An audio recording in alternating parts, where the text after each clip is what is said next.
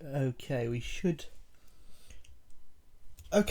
now be recording, and this is the 2020 edition of me predicting the Crucible Contest. Now, historically, I've been pretty bad. I think in 2019, I predicted that Zhao Xingtong would reach the final.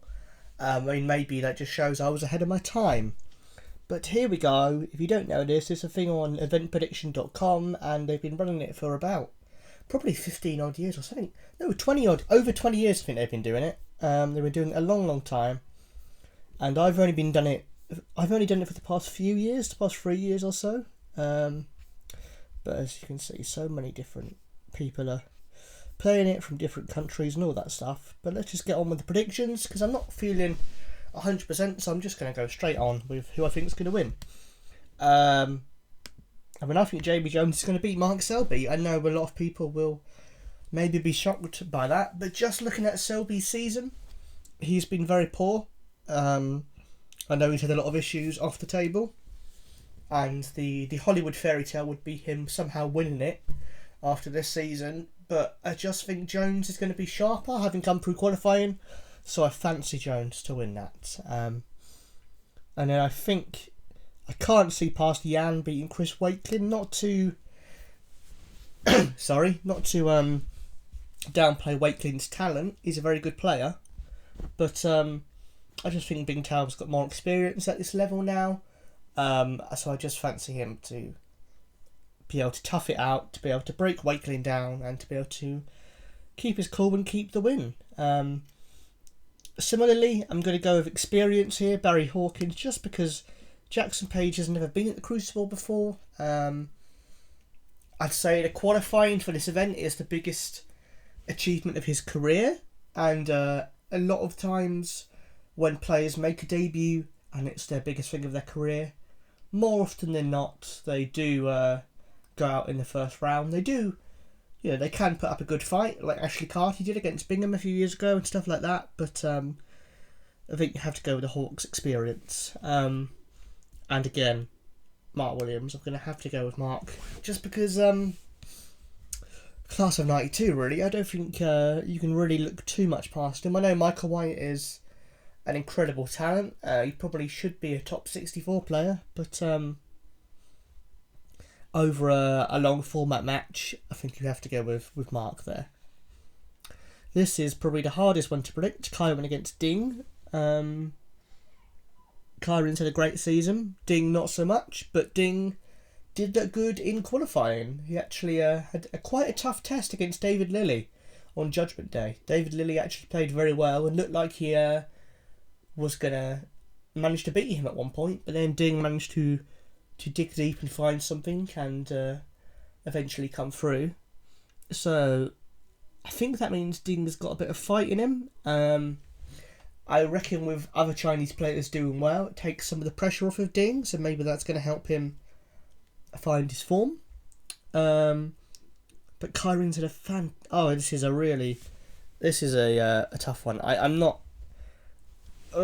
really am jumping between the two. I'm just going to have to go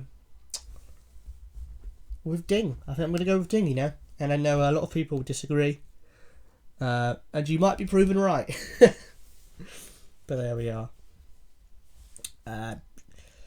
This one's quite an easy one for me. I think Stuart Bingham. I know his form at the Crucible can be patchy, but just in terms of his experience, once again, I think Liu Haoshan, I think, has qualified. This will be his third time, and he's never got through. So I just think that might overawe him a bit, and Bingham will be able to... it depends what Bingham turns up. Bingham's either going to turn up and win comfortably, or he might scrape a win. You never really know with him, but especially in the early rounds. But he got to the semis last year, I think, so I fancy him. McGill has not had a good season. I think he was incredibly lucky to scrape into the top 16. Like Ricky Walden probably should have got ahead of him on form over the season. So I think he's one of the weakest top 16 players. But then Liam Highfield is, all due respect to him, he's not a top player. Like he's a good player, obviously top 64 and all that, but he's not a top 32. So it's quite a tricky one to call. But I'm going to go with McGill just because he's not had a great season, but he was good last year at the Crucible. He did very well, so I fancy him to pull it out of the bag. And these both players, Judd and Hossein, they've both had great seasons by their own. Well, not by Judd standards, I presume, but he still has won a ranking event and won the Champion of Champions, whereas Hossein has he's won a ranking title. I think he's reached another ranking final, I believe, or at least a semi-final. I think Hossein on his debut will be up for it. Judd has looked not great this season, apart from the one ranking title victory. By his standards, he's been quite poor. So I do fancy Hossein. I always like to think there's going to be at least one debutant who will do well, and I think Hossein's a very good player. He's a very confident player, so I just fancy him to pull off a bit of a shock there, really. Neil, I don't even have to say why. Ashley Hugill's not even in the top 64. No disrespect to him, but Robertson has been the player of the season. I think in terms of Robertson getting a run to the later stages of the tournament, I think he's best placed and he's been for quite a long time to do that. And I just fancy Neil to win fairly comfortably there. Maybe a 10-4, 10-3 maybe. I might be wrong, but I don't think Ashley Hugill sadly will put up much of a fight. I know Jack Lisowski is again not had a great season. Again, I think quite lucky to be in the top 16. Matthew Stevens has experience and looked very good in qualifying. Based on that, I'm going to give Stevens the win. I don't think he's got a chance to beat Neil, but I think I fancy him to manage to grind that out. Luca Brissell, again, one of the players of the season. Luca Brissell, actually, he's done very well. So I'm going to give him that. I think he's going to pick up a win against Nopon. And I feel bad saying both the players from Thailand are going to go out, but historically at the Crucible, Tepchai has lost in the first round every time. And I'd love to see him win, but I think Higgins is he's got the experience, and Higgins can play his own game. He's not going to be fazed by Tepchai at all. So, this is an interesting draw because Zhao probably, in many people's eyes, the best player apart from Neil this season. And Jamie Clark, of course, did get through to the second round last time he was here. I'm a big fan of Jamie Clark. He's quite a loud personality, but I like the fact he clearly cares about winning. I think that's good. I think we need more of that in snooker. But I actually think this will be a close one, closer than people think. But I'm going to go with Zhao just based on his season so far, and see, this is what I know. I don't mind who wins that. I quite like both players, so it's hard to predict for that reason. But I think Zhao will. If Zhao plays anywhere near like he has this season, he should be able to get through. Sean Murphy spent most of the season moaning about either amateurs or his back, so I'm not sure what form he's going to be in. Really, he's not had a great season. He's had a bit of a weird past 4 years. Frankly, been very poor by his standards. Perhaps held up by a good run at the Crucible last season, but he's one like Ding, who, when those big money Crucible points come off next year, he might be dropping out the top 16. I think. So I'm going to fancy Maguire for that. Mark Allen, historically not good at the Crucible, but I just think he's a better player than Scott, to be frank. Not that Scott's bad, obviously. Scott's very good. But just in terms of experience, in terms of his ranking, in terms of him at his best, I think he could do well. Ronnie against Gilbert. I think that's the tie of the round. I actually think it'll be very, very close. Very close indeed. I mean, Ronnie's only gone out in the first round against James Cahill. But Dave Gilbert is one of those players who he won his first ranking title this year. He's been at Crucible a few times now. I'm going to go with Ronnie just because I'm looking ahead here, you see, because what you get is you get points for getting it right there, then you get 2 points for getting it right in the second round, and I would just fancy Ronnie to, if he gets through that, I'd fancy him to go on a roll and do well. So with that in mind, I've gone for Ronnie, but that's me just trying to get more points at this. That's one I can't really pick. That's a very tough decision. Round 2,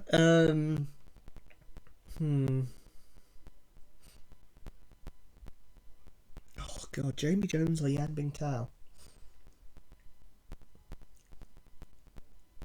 That's a tricky one.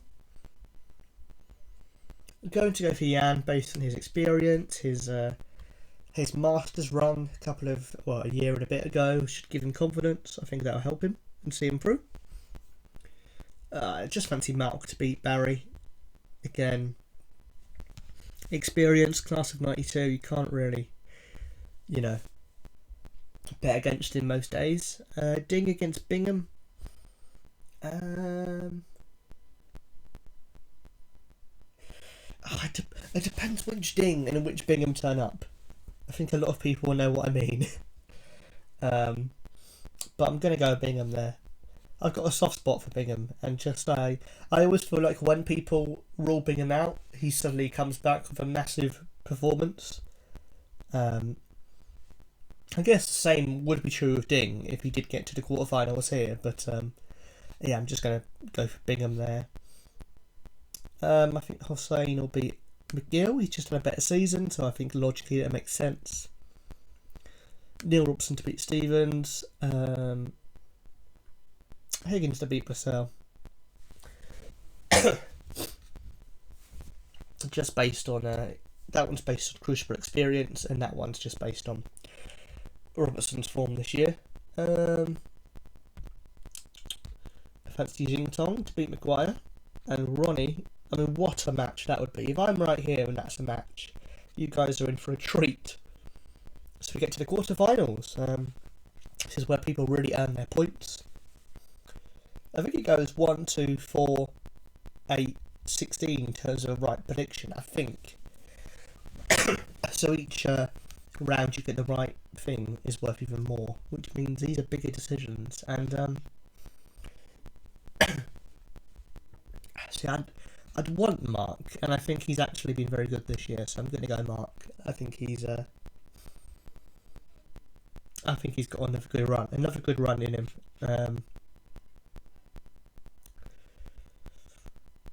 Just because he got to the semis last year, I'm going for Bingham again. And I know Bingham's got a lot of detractors out there, but former world champion, former Masters winner, semi-finals last year. I just think if he brings anywhere near that form, he was very close to getting into the final last year.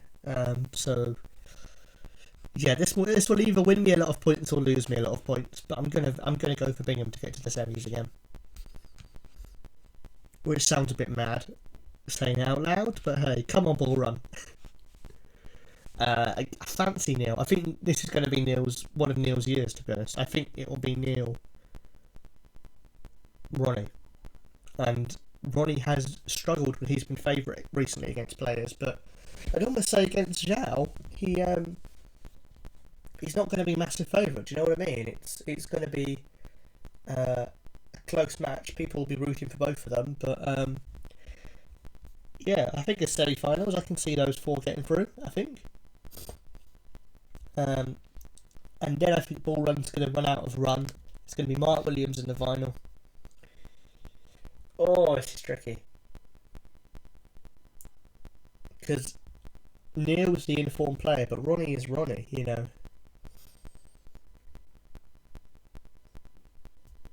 Stuff it, let's go Ronnie. Class of 92 final. Ronnie wins. I mean, statistically, he's the most likely because he's won it more than the rest of them. So, but yeah, that's my predictions all done. I'll put the link. I'm contestant number 905. There we go. Fantastic stuff. So there we are. That's all I've done. I'll put the link for this below in the description. Let me know who you've vouched for. You've got until 11 AM tomorrow, and enjoy the snooker.